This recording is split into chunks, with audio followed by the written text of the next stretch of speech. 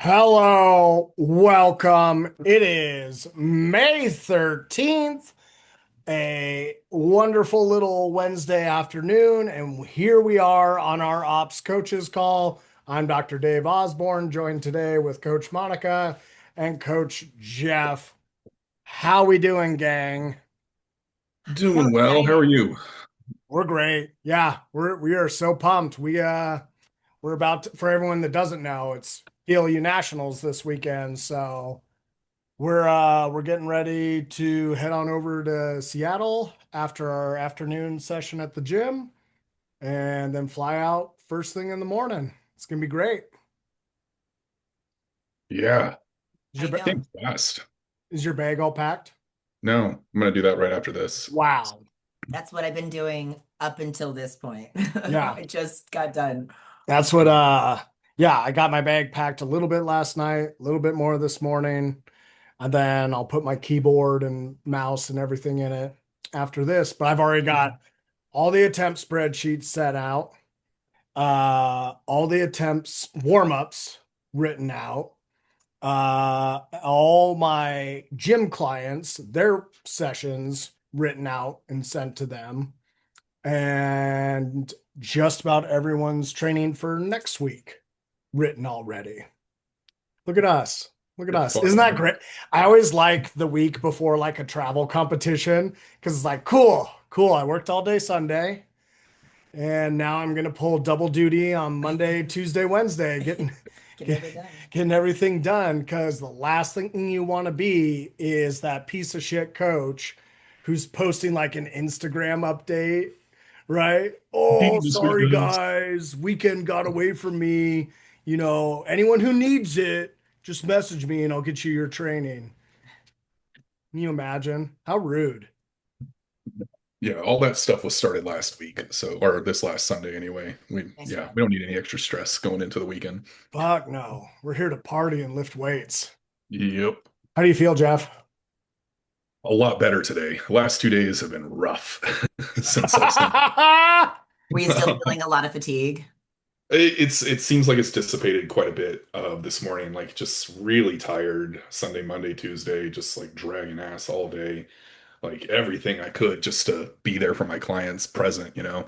But yeah, I woke up this morning feeling, I think a lot of it has to do with the cottonwood in the air here too. So my allergies are Oh, probably Oh, sure. yeah.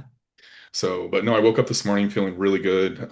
Just went in, moved around, sat in the sauna and coached a couple of people. So no, I'm feeling good. I'm finally starting right now, like today, to feel like the tiger in the cage. Just want to get. Yay.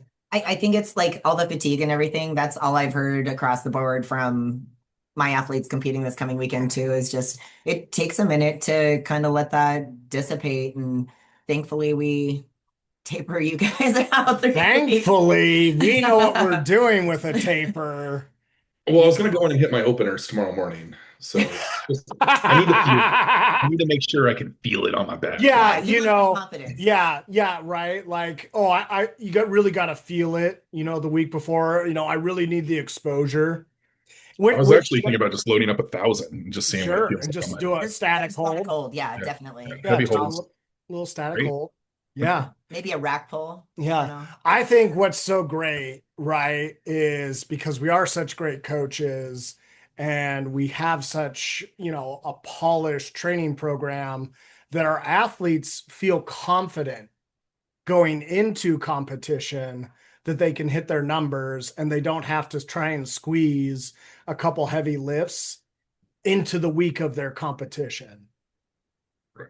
It's really nice. I It's really like that. it's already stressful enough, like especially if it's a travel meet, right? Like getting your regular life in order so that you can leave it and and step away for a second, and just the normal things that come along with getting ready to go and approach the platform. It's already a lot as it is, and that anticipation is good. Yeah. Like going into it and just feeling that, like you said, that caged tiger feeling is like that's what you want to feel by the time you get there. I mean, that's what helps us like express everything that we need to that day and leave everything on the platform, is just that like really that antsy feeling to get after it. Yeah. Right. Yeah.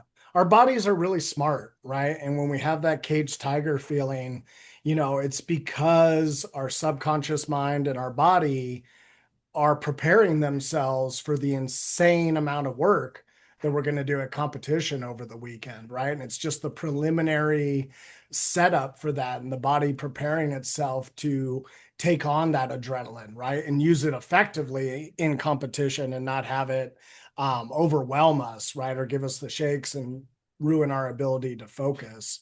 So this is kind of, this is the best part right here, is those last couple days before, spending some time visualizing every single day. And like, especially now, right? Like the visualizations the week prior, the week of, those are the strongest visualizations you get of the whole training cycle. And it just, your body's ready to do that work. Well, yeah, I mean, most everybody has, at least, 12 weeks in a prep, and it's something you're doing so consistently and regularly and on schedule, on time every week. And when you remove that for a second, it's kind of, your body knows that it's anticipating that to happen. And so it's kind of like the beautiful thing of like that, of the taper, is like it just builds that beautiful anticipation that not only your body is ready to do, but your mind. That was actually something I was thinking of earlier today when I was just moving around. How much, whether it's a psychological or a physical, I don't want to say adaptation, but like preparedness, like does just doing like, so let's say your squats, right? You do your normal workout for or warm-ups for a squat, but you don't take a squat. You just get your body ready to like think it's going to squat, but you don't actually do it. Like, is there any kind of like psychological preparedness or anything like that that you know of? Or like, would that affect your body anyway? Well, even just it's the same thing as like meditation, right? So yeah, you could physically go through all your warm-ups, right? And have that ritual, or you just go through the same thing mentally. And, it's kind of the same principles of the body doesn't differentiate between stress, right? Yeah, External, internal, psychological, right? Physical. Stress is stress, cortisol is cortisol. And sure. it's the same thing when we visualize our movement patterns, right? Your brain is still sending all those electrical impulses along those pathways, right? And really cementing that pattern. And so, yeah, there's tremendous performance benefit from that visualization, right? It's essentially extra skill practice without the strain on the body, right? And the recovery demand on the body.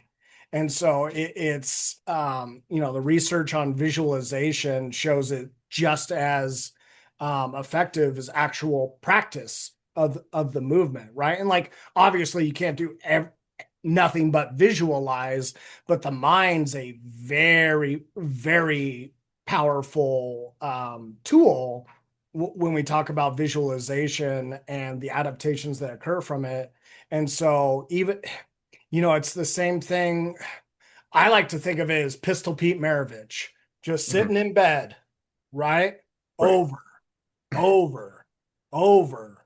Sit down. It's the same thing. You can do all that same stuff with any skill. It's the dedicated mental focus and time taken. That's the biggest thing, is just spend the time doing it. Yeah. And then you see an improvement in that motor pattern. And so, yeah, and what's cool about it too is anyone that's done like really hard visualization is you'll feel the point of fatigue Yes. that tells you that's enough. You Yes. can't Right. you can't zone in, you can't hit your flow state to the same, you're distracted. Your body will give you, right, like that stopping point, that signal. It's not something where you can just sit there and visualize, Well, all day long. I think that's actually a really good point too for people that don't do it on the regular, that Mm. you're not going to be able to sit through a half an hour of visualizing your lifts, or 15 minutes even. It might be 5 minutes, because like meditation takes practice and control of your mind and taking it on a journey and staying focused long enough to do it. And that takes conditioning too. It's practice, it's skill acquisition. So I think some people can get really discouraged when they first start the process of that, because they don't really know where to start or how it's supposed to go. And if you don't do any kind of like role-playing imaginary land in your brain ever, this is concept could be really freaking hard. And then trying to, apply that on a regular disciplined basis can be really frustrating in the beginning. That's why, like, I know Dave recommended a book to me. I continually recommend it to people all the time. The Confident Mind, which is a really brilliant book on visualizations, and he does a really great job of a couple different case studies and kind of shows you what that looks like in different situations and how it's actually followed through from the very beginning to the end, and how to condition your brain and your environment to set you up for success for those situations. Because it's not just like, sometimes you have to really go the extra mile of like putting on thematic music that really inspires you and gets you in the zone. Finding a quiet place. Maybe it's a quiet, dark place. Maybe, it's, quiet, dark solitude place, I don't know, like, Or before bed. or before bed, sometimes the problem with doing it before bed, I know I have experienced, is it literally gets me excited and fired up, and soon I'm like unracking the bench or like twitching different muscles in my body. And I've learned to make that part of like a normal routine where I'm not as amped up anymore. But man, right before a meet, it's like, I'm just like laying in bed, fired up, ready to go. But yeah, whatever it takes. Like, I highly recommend that book for anybody that wants to elevate their athletic performance. Like, it's just a What's really the great. author's name? Dr. Nate Zessler. And it's a really good audiobook too. I Oh believe he yeah. narrates it. And he's a really good storyteller. And yeah, I think it was a really good tool for me, and I constantly throw it out there. Well, it's funny that you talk about like the exhaustion part of it. I'm before my last meet, the day before, I remember texting Dave, I was like, dude, I've done my visualization. I'm amped up. I can't stop pacing. I was like, I'm ready to fucking go. He's like, go take a nap. Well, and just like Monica was saying, like, you can get a little amped up, but to me, like, I want to use that then. So if I'm doing a visualization before a competition, I tend to do my visualizations before I go to bed at night. So it's the last thing I think of. And sometimes you get a little amped up, you're benching in bed and stuff like that. But what's great about visualization is that you can pair it with meditation. And so I'll do a meditative session right before I start the visualization. I go through the visualization and then I end with another meditation session. So the whole time using my breath work and my meditation and visualization, I've brought myself in, I've brought myself up, and now I've brought myself back down, and then I've brought myself out. You'll fall asleep like that. Yeah. Oh, it's so quick. Yeah. Yeah. I think there's a lot of things, as far as like little things that are low hanging fruit that don't cost us anything except our time and effort in doing it, that are really beneficial. And that's definitely one of them. Breathwork's the other one that, I'm a huge fan of. And we've hosted a couple different seminars at our gym for it. And I think it's one of the most impactful things that we just carry around with us all the time, that we can initiate either getting us aroused or, like Dave said, kind of bringing us back down and out of it. It's, there's a lot of different ways you can utilize that. And that's another one that is totally worth exploring. Yeah, it kind of goes hand in It hand. does. It really does. And not to mention the skill of knowing how to use your diaphragm. Yeah. Yes. Yeah. And that's why, like, I plan to do one in August again with Lindsay, and have her come back. And hopefully more and more people keep, showing up and doing it, because it's really, yeah, it's like, it sounds kind of silly, like a breathwork workshop, but you realize that you've taken it, you go there Yep. and you're like, I didn't know shit on Yep. how to breathe or what I'm doing. And obviously, like, I'm just living in that all the time. And so I think that's, yeah, a really another good skill acquisition that, like, is so beneficial long term for all of us. Well, especially when you talk about recovery, Yeah. right? And you can be sitting there in traffic, all jacked up, all pissed off, clenching your jaw, white knuckling your steering wheel, right? For an hour, 2 hours. Is that helping your recovery? Absolutely. Or can you sit there and box breathe for that same amount of time and feel all that tension bleed out of your body and be in a much better state to actually recover? And I think that's always a big thing I advocate for my clients, right? And you guys, and anyone that'll listen, is you can tell when someone comes in to train, if they've just been sitting in traffic, jacked up, pissed off, right? Yeah. Overly long. Right. And it's always one of the first things I'll ask, right? It's like, how was your breath work? Did you even think about it during that time? Or did you just sit there and waste all of that energy that I needed from you to train? And did you waste it in the car yelling at traffic or yelling at your phone? Right. And like that's the thing with breath work too. It doesn't have to be this big thing where you like No. sit down and cut time out. It's just whenever All you're day aware of your, long, yeah, when you're aware of your breathing, just start practicing. all day. Well, and I think like to step it back for a second for anybody that doesn't know what the hell we're talking about, like we are constantly, well, obviously we breathe. It's an auto-regulated part of our system that just happens all the time. But a lot of us, when we're anxious and anxiety driven or stressed out in traffic or whatever, we start like shallow breathing and that throws us into fight or flight. And if we're constantly living around in that or moments big periods throughout the day, we never bring ourselves back down to our parasympathetic state, which is where we need to be to in order to recover. And so ebbs and flows of that state are really good, but if you're always living up here because you're just like constantly in that fight or flight or, shallow breathing, chest breathing, then you never have a chance to power yourself down and your body gets stuck in this cycle. And so it sounds kind of silly or woo or whatever, but it's science. Fucking science, bitches. And so like the ability to be able to recognize when you're all amped up and have the tools and your access to like power yourself down, that's a pretty powerful tool. It's not medication. Yeah, it's not medication. It's fucking free, folks. Yep. You don't have to go to a doctor for it either. Just me. Well, I know we had planned to do some hot takes on this episode. And so I kind of want to hear those Yeah. now that we've had a pretty good little introduction. Jeff, did you have a particular hot take you wanted to let some steam out on? Yeah, I got a couple. I'm gonna start with I think one of the easiest ones, but I understand it's complicated as well. No, it's not.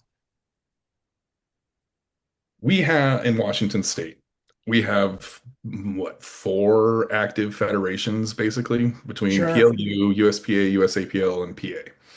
Do we have PA in Washington State? Yeah, well, Oscar runs it. He's got at least three meets this year.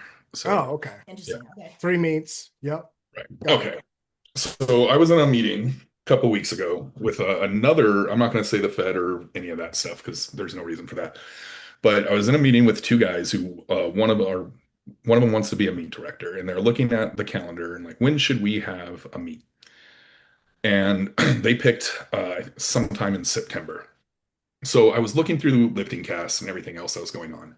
Between that date and September, there's six meets in Washington State across different federations. Exactly, right? Now, Monica, you're a meet director. How, like, not crap on your meet, but like, what percentage full is NWC? What percentage full is it? Yeah, 50. little 50. over Little over 50. And that's And at 60. Like, but I haven't seen a meet fill out to 60 and I can't remember when. years. Even Megan's that was 2 sessions just a couple months ago, that was 44 lifters. and that's my point. Is why do we It's keep having so many meets if we're not selling them out to begin with? I so It doesn't make I have a sense. lot of opinions on that. All right, But let's go. I when it comes to multiple feds, you have no control over that, right? Sure, sure. Like you But can't we do have really. control over talking to one another.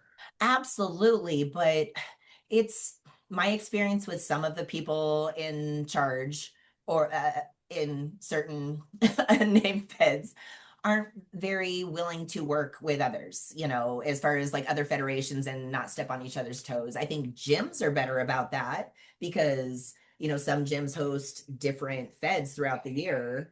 But Yeah, I wish people would be better about that and a little bit more united. And I think that's why PLU has worked really hard in the last year and a half, 2 years, actually, 2 years, because we're still trying to figure it out. Like it because of that kind of stuff. We're trying to find good timing for local meets and make sure there's enough on both sides of the state, Right. as well as not bump heads with regionals, nationals, or anything of that caliber that is gonna, but it becomes really hard because we've got 12 months. A Right. prep cycle is 12 weeks, Yep. like it really becomes kind of problematic. But like even within our own state, we've had difficulties not stepping on each other's toes because, a portion of the lower part of Washington is part of Oregon. Right. And The so fuck it that is. like, but I mean, that's what I'm talking about. It's Fucking like bullshit. different, it's just gets kind of, I feel like for a minute there, like, there was a lot of hope that the regional, not just the state, but more regional would be a little bit more productive in that fashion. But I also know that some people are hosting meets for people in their gym. Right. And that's why it doesn't fill up because they're Right. hosting it for the 15 people and maybe 10 others that jump on. And that becomes a problem because one, it's like you're not giving your people in your gym a challenge. They Exactly. shouldn't be competing in their own gym unless, for other circumstances. Like, why not travel? We've been traveling for years.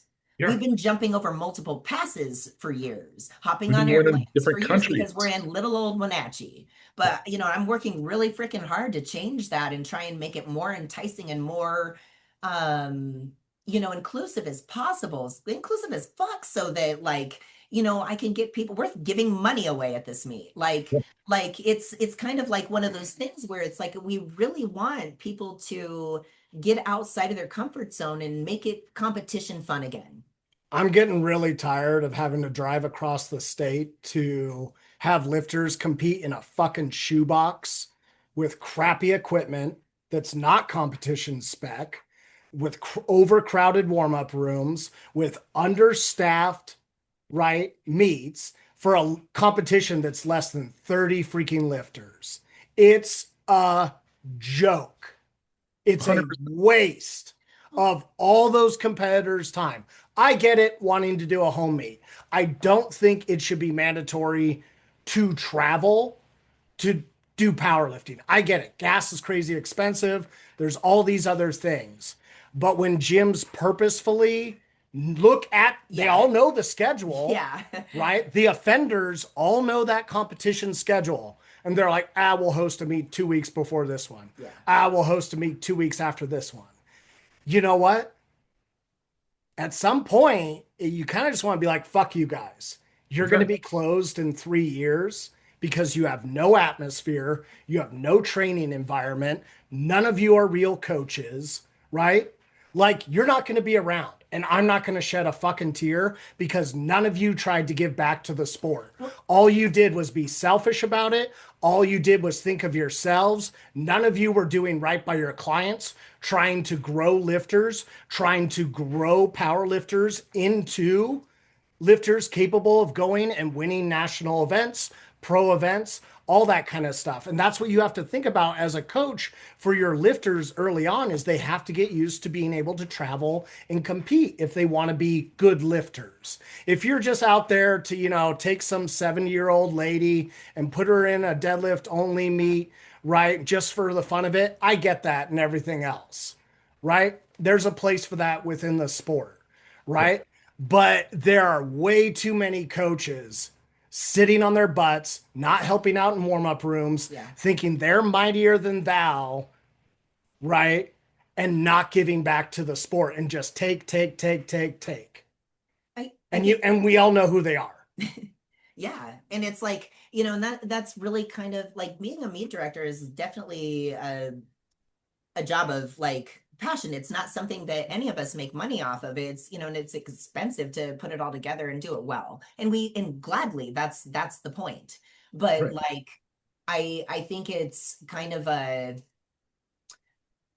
shame that, yeah, like the giving back to the community or refs, why aren't people like, if we have so many freaking meets, why are we always, scooping from the same pot of refs and spotters and loaders and stuff like that? There should be a way bigger community on that side of things if we have so many meets operating. Um, I don't, yeah, it's kind of a frustrating topic, but I do think it gets better every year. yes, and it's gotten way better than it has been in the past. There's still a couple people that just aren't getting with the program. That's cool. Their gym will close in under 5 years. I'm not worried about it. Yeah. Well, and I think with oh gosh, I just totally lost my train of thought. Frick. I hate it when that happens. Sorry, you get so excited. I'm just like, Well, I'll just fill in. Like, I understand, like, as a meet director, like, that's your business. It's a small business that you're running. I understand that. And there is a, like, you want to see some sort of return, whether it's financial or growth in the sport or whatnot. yeah. But just this last time for Megan's meet, there were 3 meets in the state that weekend, that Saturday. There was one in Vancouver. There was one in, like, I don't know, somewhere north, a little bit north of Seattle, and one up in Bellingham. We don't have that many powerlifters in the state to fill 3 meets up. 2 of them were USPA meets. You're telling, I get, okay, well, maybe it's USPA they are notorious for bullshit like I was just gonna say, if that's the organization that's not very friendly to cooperate with, if you just want to throw it out there, because they don't communicate with it, and they don't want to, because they want to be standalone, and that's. And how is that growing the sport? What, like, as an athlete, if you're, and that's my point. Like, what are we doing this for? Just because you can throw a meet, so you can put it on your resume, meet director? Like, it's bullshit. You know? If you're not doing something to give back to the community, just step away. There are people there. There are the Monicas, the Megans of the world that want to do and give back to the community, not just make a quick buck. Yeah. And that's what drives me nuts. Even USAPL is pretty good at that. Yeah. Right? You don't see USAPL double booking weekends, right? No. They have an established schedule, right? Everyone knows when it's happening. They're going to have amateur meets at this time. They're going to have their state meet this time. You know, the Spokane shows, all that, right? Well, like, PLU is 3 years old, and the first year was kind of, we didn't, kind of figuring stuff out. Last year, the schedule was overbooked. So we figured that out really, really quick, right? Yeah. So what did we do? We booked the entire year of 2026 in the month of August 2025. Right. As soon as my meet was over last June, we booked the entire year knowing that Nationals was going to happen in May. There's a pro meet in July. There's a pro meet in October. Like, so it was like us Washington meet directors trying to, and we did successfully. We planned the best we could, and that's within our organization. But it becomes like, if USPA is running multiple meets on one weekend, they have no leadership. Right. Agreed. Well, they've all been sued to hell. Whoever's left. Yeah. And like, I think what you guys did at PLU, I mean, for Washington at least, like, and put that calendar out so us coaches as athletes, we know exactly, okay, that meet, this is when we can start prep, Crazy concept. And rather than just like having to follow someone on Facebook to know a freaking meet schedule. Well, and the meet that I was talking about, that I was in the meeting of, it's like 14 weeks away, and it's not on Lifting Cast yet.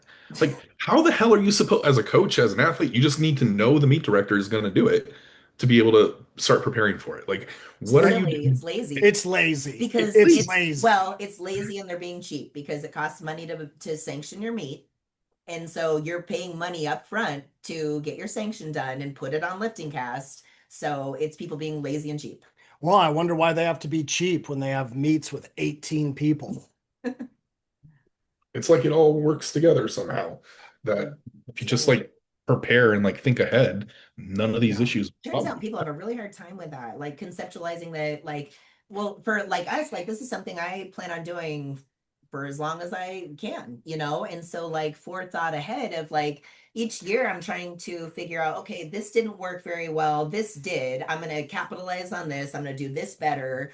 It's like each year is a little bit growing as a business does, right?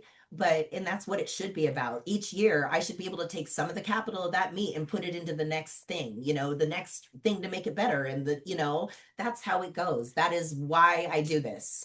There's always been the saying of, right, never get locked into a fed, get locked into meet directors. Yeah. Right? Because the good meet directors, everyone knows them because they're professional, right? They're on time, they're prompt with emails, with contact info. When you show up to the competition, everything is organized and ready. The competition flows well. There's no issues with the computer. All these things happen, right? And I think the best thing a lifter can do is go to as many different feds, as many different meets as you want, but make a very short list, one or two people of who puts on quality competitions, right? Yeah, and I don't want to sound exclusive in the sense that like PLU is the only thing to do because like I've competed in almost all of actually all of Almost them. every fed. Every single one of them. I in Cincinnati was not PLU. Like Nope. I mean, But and I'm still very well run. very professional. Yeah, and so I think it's you should go out there and explore and try other things because that's how we know who's doing what and how well they're doing it. And again, that's who you support. And the lifters shouldn't settle for less. Agreed. Right? Like, leave a comment with that meet director if that warm up room was trash. Leave a comment if there was no calibrated plates in the back room and no collars, right? Or bent bars or just not proper risk management. Yeah. And that there was no one to like supervise the back room or anything like that. There's so many things that a lifter should be demanding a higher standard for, other than like, wow, we did a beat weekend at the home gym. Blah, blah, blah. Well, and safety too. Like Safety's a huge some of, component. it kind of blows my mind. Some of the warm up rooms that we've walked into, and it's like, holy crap, like risk management in a, it's just a disaster case, and being a, operating a gym as well as it's just you just kind of go like, oh, good God, I hope you have great liability insurance. It's some of them are kind of scary, and They some don't of them have probably any. don't. Yeah. Nope. Yeah. Not one bit. Yeah. Okay, that was good. That was a stellar hot take. Thank you. But I will say it's getting better. It's is. getting better because people care, right? People are involved with it. People care about being professional, putting together a good product, and giving something lifters to look forward to year after year after year, which grows the sport. And I'm very proud of all the work PLU's put in, right? And just it's great. We're sports still growing. It's got rough spots. People come in. Yeah, it's just part of leadership. It's part of growth too. Yeah, and I complain because I want it to be better. It can be better. Exactly. It should be better. It's not like, oh, you guys suck. Like I'm more than willing to help, like with my ideas, Totally. tell people. Like it's not that. It's like I'm just tired of people doing things just to make money, and it's stupid. Totally. And I just think like just saying it's not the place to make money. No. It's True really sports. not. I mean, if that's what you're doing it for, you're 1 billion% doing it for the very wrong reason. Because that's not what it is designed to do. It's not what it's set up to do. I mean, shit. If you want to make money in hosting meets, sell merch and other stuff there because that's about, it's not what it's for. It's so not what it's for. I make that comment because it was the year before last. I won't name the meet because the meet director would be pretty obvious, but there was no parking at the gym that had the meet, right? There was like 20 spots or something, and it was like a 200 person, a 2 day meet. And I didn't have a lifter or I wasn't lifting it, but a friend of mine sent me the email and they were complaining about like there's no parking, there's nowhere to park on the street. Like how is my grandma and my baby supposed to get to the gym? Da da da da da. The meet director wrote back like, if you want to find a better meet, you're more than welcome to. This is my business. This is how I run it. And I was just like, you got to be kidding me. Enough said, right? Like, Enough said. so, yeah, it's just. This is my shoebox. There are many shoeboxes like it, but this one is mine. Yeah. Ridiculous. Oh, powerlifting. I love it. Did you have a hot take? Oh.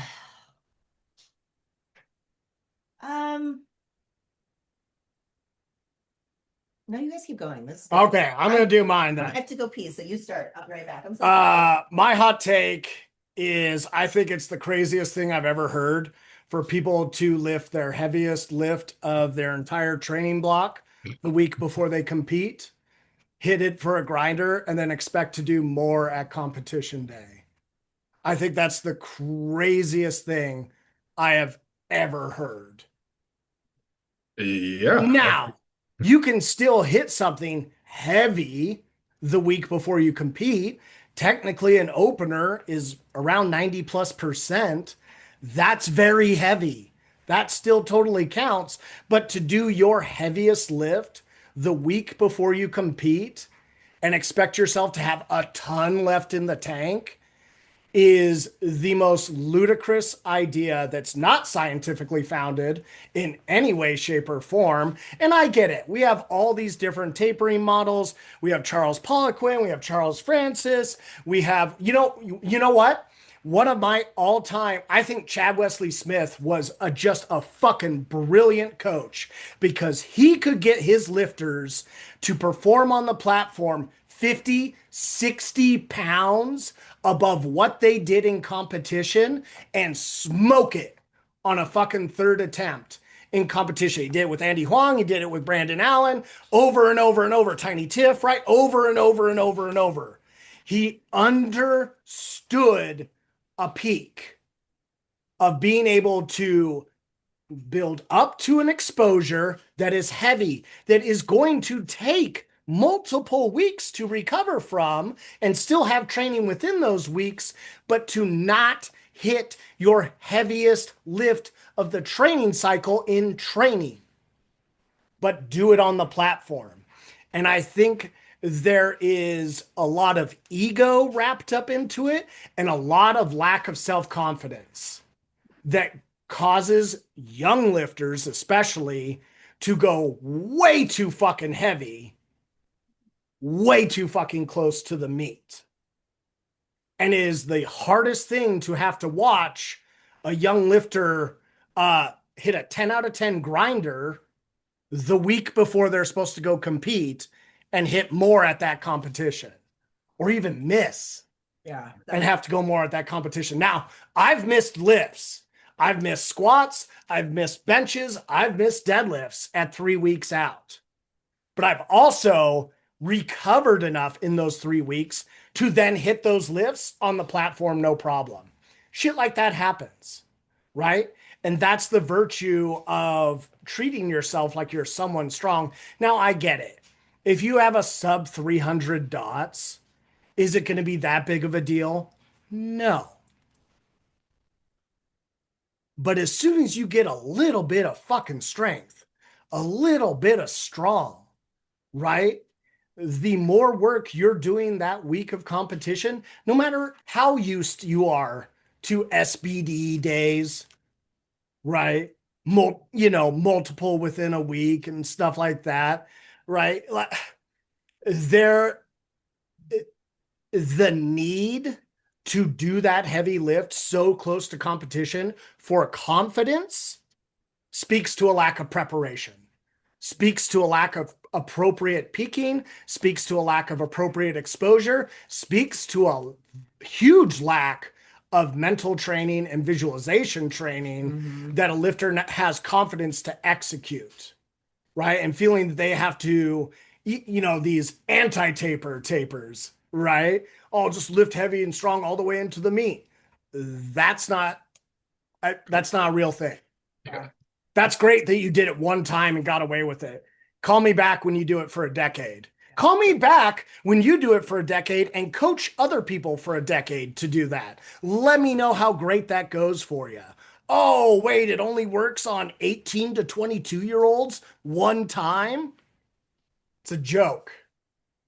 It's the blind leading the blind that don't know anything about what real strength is. And that's great. Awesome. And it's just another, what annoys me is it's another bit of noise that coaches have to compete with, right? Oh, well, so-and-so, blah, blah, blah, blah, blah, blah, blah, blah. So-and-so's a freak. Get over it. I also think it's a lack of confidence on the coach. If they think that their lifter needs to do that, like, why? I think it's a lack of Understanding.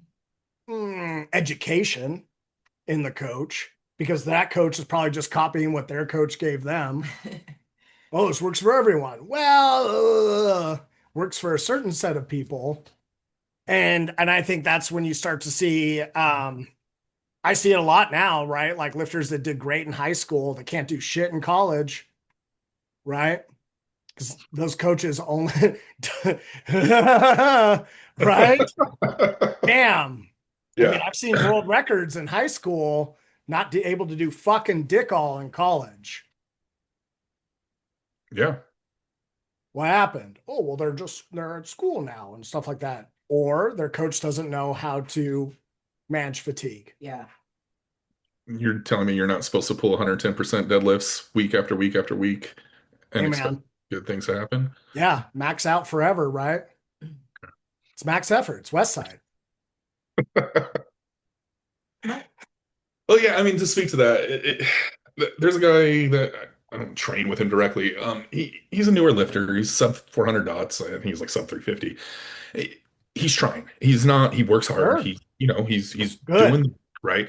Um, he failed two reds and a blue and a black on squats. I think like his week 6 weeks out. He's doing nationals as well. Um, he just lifted this last week. I believe he was supposed to do two reds, yellows, was a 350 something. Yeah. And whoever was in there training with him was like, load the red, load the red, load the red for the third red, right? So What? yeah, he just missed 369 or whatever it would be 2 weeks ago. He's 7 days out from getting ready to compete again, and everybody in the gym is encouraging him to PR when he's failed that lift like at least twice in this training cycle. Like one of these guys that was encouraging him is calling himself a coach. Like, what are we doing, people? Yeah, I mean, yeah, it is what it is. But Hey, you don't need a degree or continuing education. You could just YouTube it. well, yeah, Yeah, sure it's just can. And then you're it's doing bullshit like that. That's what your YouTube education got you. right. And then like you He see did. the kid and he's like he gets himself defeated. He misses a lift. Like he Oh, didn't do that. And like you can just see his like not necessarily his passion, but his like confidence in confidence. himself go Yeah. down every time. And you're supposed to be going up. Like, what are we doing, guys?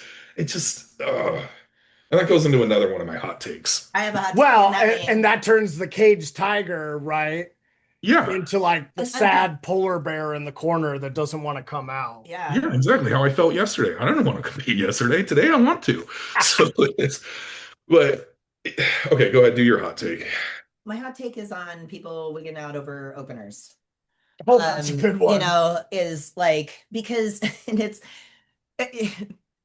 There's no award for heaviest opener.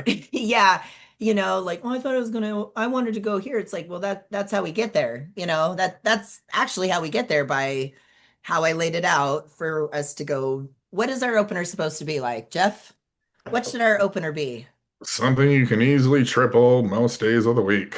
Right? Like you're something you could do on your worst day, right? Worst day, And especially at nationals. yeah, so like, you know, you gotta be smart and build your total and set yourself up for like it's the first thing of the day, especially when it comes to squats, right? And it's the thing that's going to tax you the most for the rest of the day, you know, depending on how that goes, even if it's like super efficient and heavy, or if it's a miss and a fail, or, you know, just a really grindy lift, it sets you up for the rest of the day. And so, like, it really needs to be the like, antithesis for the feeling for the whole thing, right? Because there's going to be ups and downs throughout the day. And so I think that, yeah, if you're worried about what your opener is, then you're not concerned about where you're going or what the strategy is. And you have to have somewhere to go to. And a lot of time, like how we set up our attempts, you know, it's a good spread to where you have pivotal things to call. Like we have goals, we have A, B, and C of what we would love to perfectly be executed. But a lot of times, like I've told my lifters this entire prep, our miss the things that we get called for on or missed in a meet, it's almost never strength. It's always a technicality, you know, depth, uh jumping a command, shuffling your feet after you stand up with your massively wonderful squat and then shuffling your feet and getting called red. Nobody thinks about those things. But those are the things that set up that progress or you know your attempt spread. And so you have to have something that's flexible enough too to give you some wiggle room for all those things that nobody's thinking about. And or else you're taking the same weight multiple Yes. times. Yeah. Or if your jumps are like you're starting too heavy to where you can just take dink, dink, dink, little bitty jumps to get there. Yeah, you're basically squatting your max effort squat for 3 attempts. Give yourself some room and have some confidence in your training and your, strategy going into it. And I think it's not a non-negotiable, but you definitely have to set yourself a standard and hold yourself to something, on that day and be committed to it. And there's a huge difference in momentum. Uh-huh. Taking 10, 15 kilo jumps, boom, boom, boom, versus 2.5 kilo jumps or Yeah. 5 kilo jumps. Yeah. And they're just death struggles every single attempt. And you're going to try and like put together a 9 for 9 day off of that. Yeah. Brutal. And it's the stronger you get, the harder those openers become overall, right? Yeah, But no shit. so I'm writing Jeff and like Trey's openers for this weekend. I'm like, fucking fuck. yeah, That is a heavy opener. Jasmine's opening up with what her PR is. Like that's bananas. And so like, yeah, these are really cool things to keep in mind too, and not sell yourself short as an athlete by talking yourself out of something that is really logical. And I think that's the beauty of having a coach. Is because like if I was left to my own devices, I'd be a way bigger asshole and all of us would be over a long period of time. Like Dave and I are bad enough together on my behalf as far as like making, gutsy calls and stuff, but that's our coach athlete relationship. But I mean, yeah, it's really something that I think that's a benefit of having somebody that you can voice those crazy thoughts to and get some honest feedback and not somebody just being a yes man in your circle going, yeah, let's fucking do that. That sounds great. You want to do that? I want that for you too.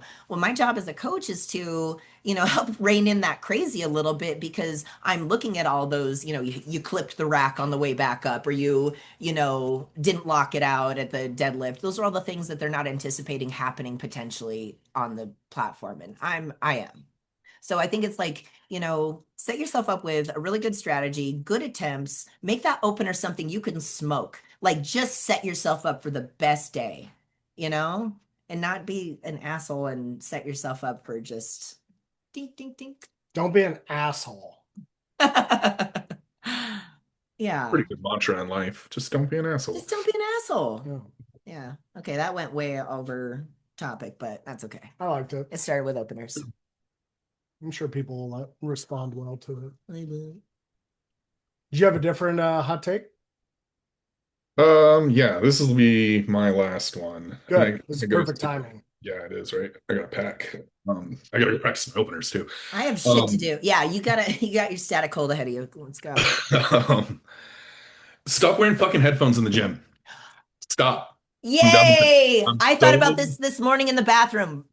I'm ready for this. fucking sick and tired of people not listening, not being aware of what's going on around them, not having a fucking clue because they're listening to whatever they want to listen to. If you're a powerlifter, you cannot listen to headphones while you're on the platform. You need to be able to hear commands. You need to be able to hear your coach. You need to be able to hear all these things.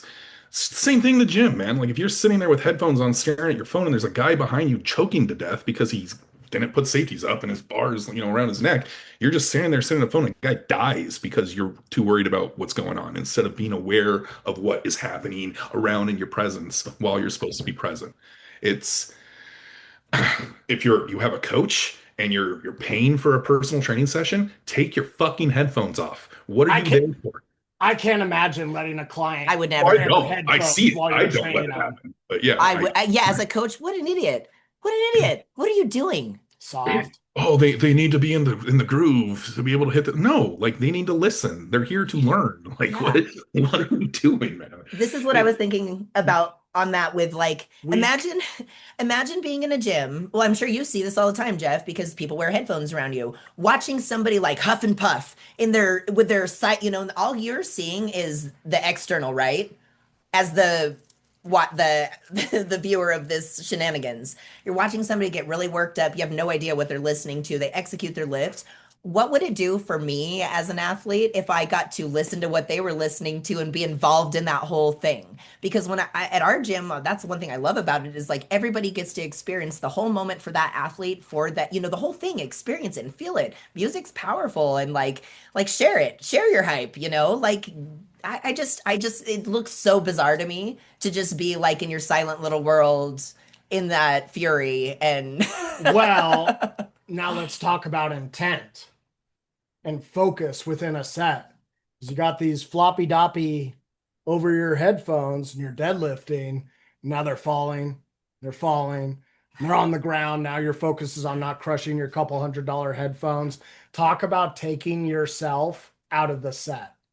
Talk about completely ruining your ability to have any sort of intent and focus during that set by that distraction. And like we all know it, there's no good pair of headphones that's going to stay in your ear or over your ear during deadlifts. They're going to come out. And having that distraction is holding you back. yeah. Uh, And also needing that specific of an arousal like that controlled of an arousal situation is too much. Like we all like to pump up turn on our own tunes and get after it and stuff like that for sure. But it's just like you can't always count on that. And you can never count on that. Yeah, it's a perk yeah. of a competition if you get a third attempt deadlift song. Yeah. Some meet directors are really awesome, right? Maybe you get a squat and a bench too. Right? But it's not the norm. And it's not going to be something that's happening at like national level competitions or anything super competitive unless it's a premier event that you've qualified for. And you have to be able to stoke and light that fire from within and not be dependent on external stimuli to reach appropriate arousal to compete, to perform. Or if that external stimuli is needed, it needs to be something that's going to be available on meet day, whether Guess what? it's You know or what training is? partner or whatever. Breathwork. Breathwork's an incredible. I use it every fucking time. Every fucking time I'm gonna approach the squat, Yeah. I am going to do my cycle of breathing that gets me amped up in the zone, and I'm like super conditioned to it now. But that is free. I can take it with me everywhere I go, and it works every time. Now we're going to get lots of comments on that not being appropriate for neurodivergent lifters. And they need their headphones in order to be able to stay in the zone.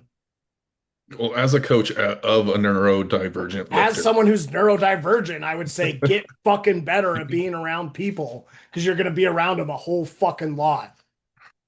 And rather than catering to every fucking weakness, right? You can actually do a lot to increase your own comfort in uncomfortable situations. And it actually makes you a way fucking more resilient human being who doesn't feel upset or anxious just going to compete around others. Crazy thought. It's almost like putting yourself in uncomfortable situations makes you better or stronger. But now I'm stepping out of scope and Dave's being mean and blah, blah, blah, blah, blah, blah, blah. Yeah, I am. Yeah, I am. I think that it's the exact same thing.